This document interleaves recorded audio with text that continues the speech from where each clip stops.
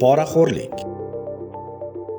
Poraxo'rlik shaxsiy manfaat, g'arazli maqsad yo'lida har qancha tovlamachilik qilishga hoziru nozir ma'naviy qashshoq kimsaga xos illat. Poraxo'r uchun boshqalar, xalq va jamiyat manfaatlari hech qanday ahamiyatga ega emas.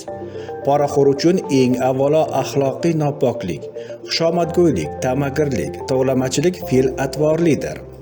Poraxo'rda vijdon, insof tuyg'ulari bo'lmaydi. U o'zgalar haqqi porani olish uchun vijdonini sotadi. Poraxo'rlik va korrupsiya holatlariga duch keldingizmi?